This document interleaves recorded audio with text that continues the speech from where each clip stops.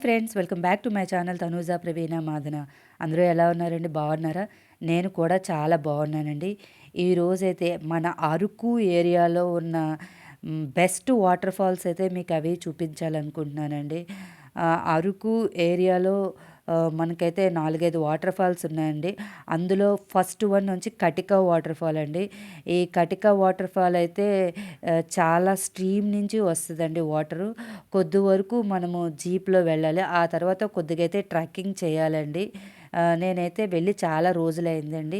ఇప్పుడైతే ఎలా ఉందో కూడా నాకైతే సరిగ్గా తెలియదు. అండ్ సెకండ్ వన్ నుంచి తాటిగూడ వాటర్ ఫాల్ అండి.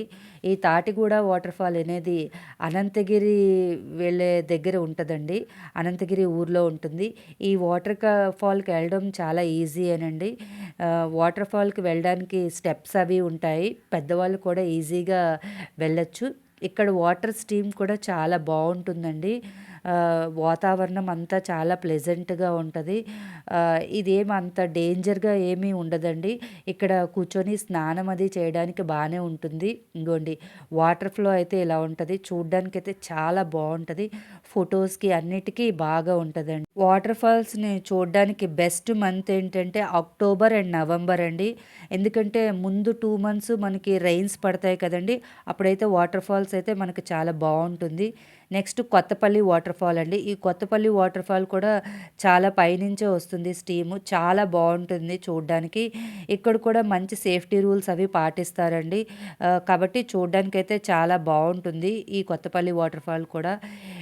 నెక్స్ట్ వచ్చే వాటర్ ఫాల్ వచ్చి ఎర్రవరం వాటర్ ఫాల్ అది. ఇది లంబసింగి నుంచి నర్సీపట్నం వెళ్ళే రూట్‌లో ఉంటుందండి. ఈ వాటర్ ఫాల్ కూడా చాలా బావుంటుంది.